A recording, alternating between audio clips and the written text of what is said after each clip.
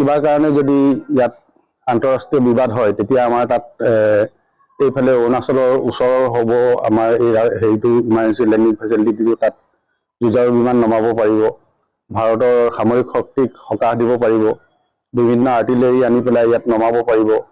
ইয়াৰ উপৰিও আমাৰ বগীবিল দলংখন আছে যিফালেদি আমাৰ অৰুণাচল হৈ চাইনা বৰ্ডাৰ লাগি আছে।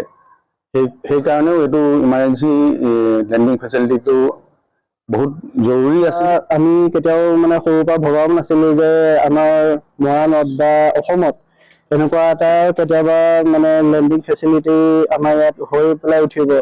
কাৰণ মৰাণ হ'ল এনেকুৱা এটা জাংচন পইণ্ট আছিলে যোনটো ইমান ভিৰ এৰিয়া আছিলে। এতিয়া চৰকাৰে নতুনকে এটা বাইপাছ কৰি পেলাই যিখিনি ট্ৰেন্সপৰ্টেশ্যনৰ কাৰণে সুবিধা কৰিলে, কিন্তু তাৰো ওপৰতে আকৌ এই লেণ্ডিং ফেচিলিটিটোৱে আমাৰ যিখিনি এটা নেশ্যনেল ছিকিউৰিটি পইণ্ট অফ ভিউৰ পৰা যিখিনি চিন্তা কৰি পেলাই আমাৰ এইখিনি তৈয়াৰ কৰি উঠিছে, সেইটো অতি মানে আমাৰ গৌৰৱৰ বিষয়। ইমাৰ্জেঞ্চি লেণ্ডিং ফেচিলিটি যিটো কৰিছে, আমি ইয়াৰ যোগেদি মই ভাবো যে ওচৰৰ যি আমাৰ দেশ আছে, আজি চীন আছে, পাকিস্তান আছে বা আমাৰ ম্যানমাৰ আছে, বিভিন্ন দেশ যিবোৰ আছে সেই দেশবোৰৰ পৰা যিবোৰ ভাবুকি আহিব পাৰে, সেই ভাবুকিৰ কাৰণে আমি সজাগ আৰু সচেতন হৈ থকাটো ভাল।